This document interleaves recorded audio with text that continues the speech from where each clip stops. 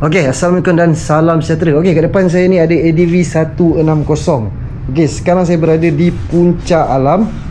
Okey, senanglah deal dengan customer ni. Saya nak cerita sikit. Semalam mesej dalam tak sampai sehari macam tu. Deal. Okey, customer ni cakap dia nak yang jenis baik. Okey, lepas tu kita deal harga. Saya kata harga macam tu kurang-kurang. Okey, customer setuju. Dan saya kata kalau kata barang ada kat supplier, baru saya bagi tahulah. Okey, so kalau barang ada, saya akan minta deposit lah untuk order barang. Dan lagi satu, bukan bagi duit terus boleh masuk slot pemasangan tau. Kalau saya jadual saya penuh, saya tak boleh nak ni lah. Anda kena tunggu jugalah walaupun anda dah bayar deposit. Okay, so customer ni memilih brand NJX. Okay, ini adalah yang terbaik, brand yang bagus, brand yang baik lah. Okay, jangan risau.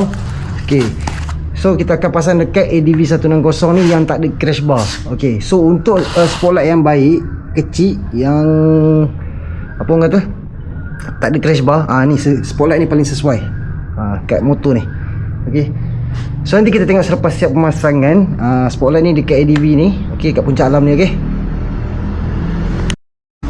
Okey, so alhamdulillah kita dah pun siap pasang spotlight yang brand baik ni dekat ADV 160 Puncak Alam ni.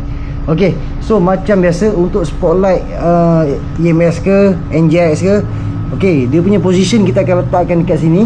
Okey, cun-cun dekat sini. Okey, dia tak ada terkeluar ke apa lah. Okey, memang betul-betul bawah ni. So untuk model spotlight ni boleh kat sini. Tak payah pakai crash bar. Okey, so tak payah pasang crash bar. Okey, so saya akan tunjukkan. Okey, untuk button kita letakkan dekat sini. Okey, so tak nampak bila kita on saja motor, dia akan menyala. Okey, so bila dah menyala maksudnya kita boleh gunakan. Okey, so kita tengok untuk macam ni dia ada single mode, dia ada dua saja, kuning dan putih. Okey, so dia ada dua, kuning putih. Kalau ada yang lain tu dia ada kuning putih, putih kuning. Okey, so dia ada flasher juga. Okey, dia ada pelbagai mode. Okey,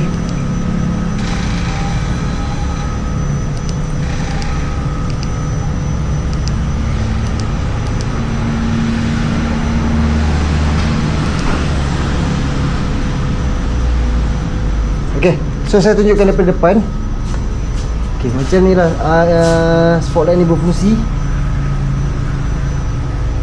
Tak nampak sangat sekejap, dia kena suluhan. Okey, so macam ni spotlight ni berfungsi.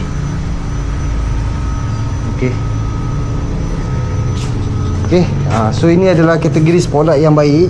Okey, so dia ada bracket dia pun ngam-ngam je dekat ADV 160. So kalau customer recommend, ini yang saya recommend untuk ADV 160 lah, yang baik punya. Kalau nak pakai yang besar-besar boleh, kena ada crash bar lah. Okey, kedua, untuk ADV saja dia ada fungsi ni. Ada setengah motor dia boleh guna, ada setengah motor tak boleh guna. Tapi untuk ADV boleh guna fungsi ni. Okey, bila kita tekan horn, okey, nampak so dia ada flasher. So kita daripada belakang pun bila kita tekan, dia akan, orang akan alert dekat kita lah. Okey, so itu saja untuk kali ni pemasangan spotlight dekat Puncak Alam ni. Jadi kepada anda luar sana yang berminat nak pasang apa-apa aksesori berkaitan elektrikal, boleh terus kontak saya dekat nombor yang tertera. Okey, so itu saja. Ciao.